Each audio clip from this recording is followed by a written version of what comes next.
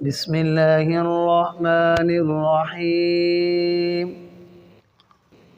یا رب صل وسلم دائما ابدا علی حبیبک خیر الخلق کلہم هو الحبیب الذی ترجى شفاعته لكل حول من الأحوال مقتحم۔ حاضرین و سامعین، جیسا کہ آپ حضرات کو معلوم ہے کہ 14 اگست بالکل قریب ہے۔ ہمارا پاکستان کا شہری 14 اگست کی تیاری میں ہے۔ آج کا ہمارا درس 14 اگست کی اہمیت کے بارے میں ہے اور پرچم کشائی کے بارے میں۔ دنیا بھر کی اقوام اپنے وطن سے محبت کرتی ہے اور کرنی بھی چاہیے۔ اسی طرح پاکستانی قوم بھی اپنے وطن سے محبت کرتی ہے۔ محبت کا اصل تقاضا تو یہ ہے کہ اس کی تعمیر و ترقی میں اپنی تمام تر صلاحیتیں کھپا دی جائیں، اس کا نام روشن کرنے اور دیگر ممالک کے مقابلے میں پرامن، خوشحال، ترقی یافتہ بنانے میں ہر پاکستانی شہری اپنا کردار ادا کرے۔ دوسری بات یہ ہے کہ دنیا کی ہر قوم اپنے ملکی پرچم کو قدر اور احترام کی نگاہ سے دیکھتی ہے اور دیکھنا بھی چاہیے۔ ہمیں بھی سبز ہلالی پرچم کی عظمت کو سمجھنا ہوگا۔ یہ پرچم دیگر ممالک کی طرح محض پرچم ہی نہیں بلکہ اس سے اسلامی جمہوریہ پاکستان کا تخصص ابھر رہا ہے، یعنی اسلام اور وطن دونوں کی عظمت کا یہ علم ہے۔ اس لیے ہمیں اپنے تعلیمی ادارے، تجارتی مراکز، گھروں اور دفاتر وغیرہ پر سبز ہلالی پرچم لہرانا چاہیے۔ بالخصوص یوم آزادی کے موقع پر اس کا بھرپور اہتمام کرنا چاہیے تاکہ اہلیان پاکستان کا ساری دنیا تک یہ پیغام پہنچے کہ ہم محب وطن ہیں۔ ہم اس کی نظریاتی اور جغرافی سرحدات کی رکھوالی کے لیے اپنا تن من دھن کی بازی لگا دینے کو تیار ہیں۔ جس طرح کہ ہمارے اکابر نے، ہمارے بزرگوں نے پاکستان کے بنانے پر اپنا خون پیش کیا، اپنی جان پیش کی، اپنی قربانیاں دی، جبکہ اس پاکستان کو بنانے میں انگریز نے بہت ہی ایڑی چوٹی کا زور لگایا کہ پاکستان بالکل علیحدہ ریاست نہ بنے، مسلمان الگ، آزاد مسلمان یہ بالکل ریاست نہ حاصل کر سکے۔ ظالم نے کون سا جو ظلم تھا جو بر صغیر کے مسلمانوں پر نہ کیا ہو؟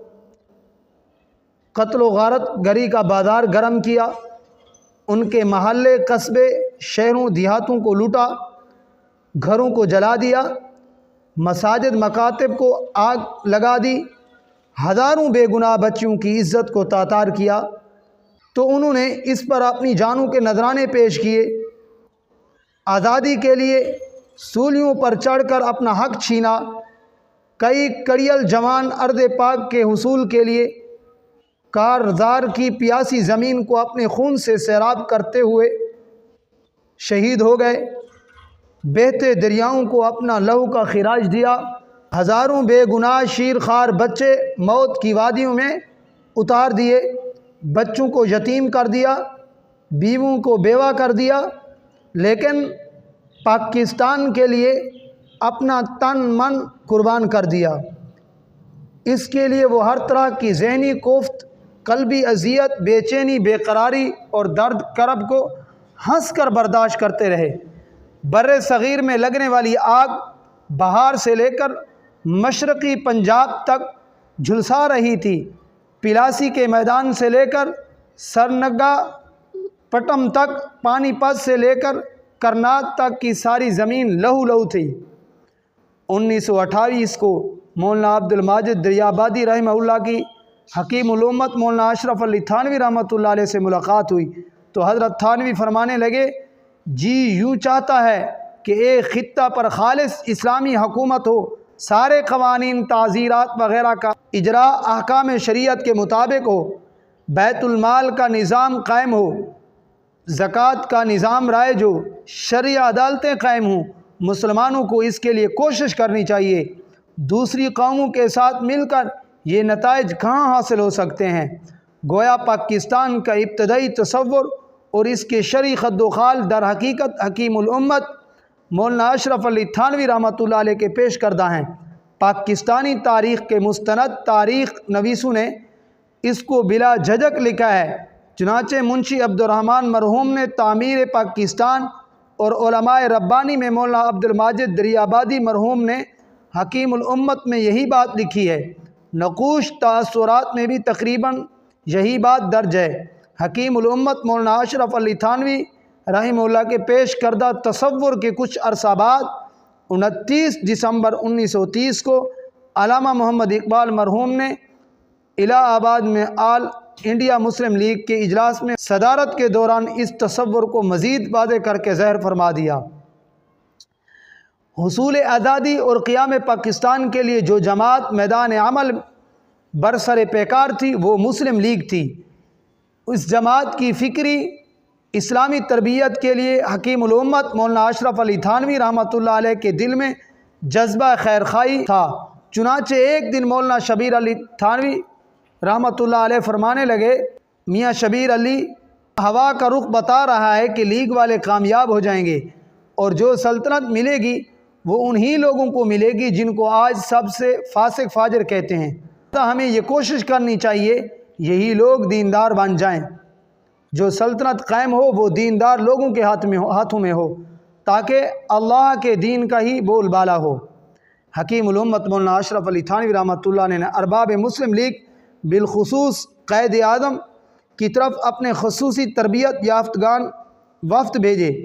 چنانچہ 24 دسمبر 1938 کو پٹنہ میں مولانا سید مرتضیٰ حسن چاند پوری رحمۃ اللہ علیہ کی قیادت میں مولانا مفتی محمد شفیع، مولانا شبیر علی تھانوی، مولانا عبدالجبار ابو حری، مولانا عبدالغنی پھول پوری، مولانا معظم حسین امروہی رحمہ اللہ پر مشتمل پہلے وفد نے قائد اعظم محمد علی جناح سے ملاقات کی، جس میں مختلف امور پر تبادلہ خیال کیا اور قائد اعظم کو نماز پڑھنے کی تلقین کی۔